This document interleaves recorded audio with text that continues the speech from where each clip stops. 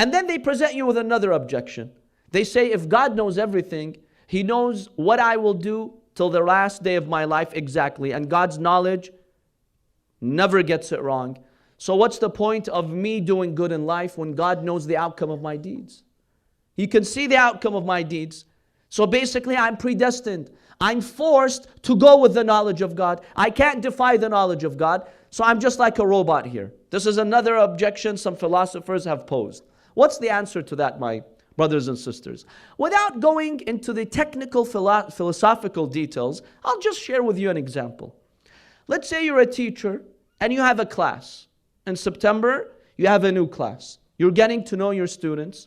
You see one student who's sitting in the back. Usually students who sit all the way in the back, they're not that aware and conscious of what goes on in class, right? They're more into talking with one another. You see one of those students, so you approach that student, you try to encourage them to be on top of their studies, but you see the student is not interested. His brain is somewhere else. He's distracted. He's acting goofy. He's not serious with his studies. You give that student so many opportunities. I'll help you. I'll be your private tutor. I'll spend time. He says no, he's not interested. So days later, you go and you tell your friend, look, I can put my hand on the Quran and I'll tell you this student will flunk. This student will fail in class because I'm giving him opportunities. He doesn't want to succeed. I know for a fact that he will fail. Well, let's say the end of the year comes and he fails. Did the knowledge of the teacher in any way influence this outcome? Did the knowledge of the teacher predestine this child to fail? But the teacher had absolute knowledge.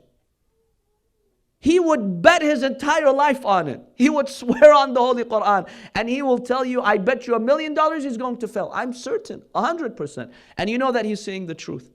So over here, the knowledge is accurate 100%. But did it have an impact on the freedom of choice that the student has? It does not.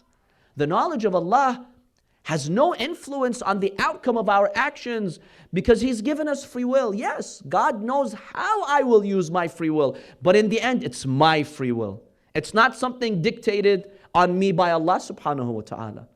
And His knowledge is truly infinite.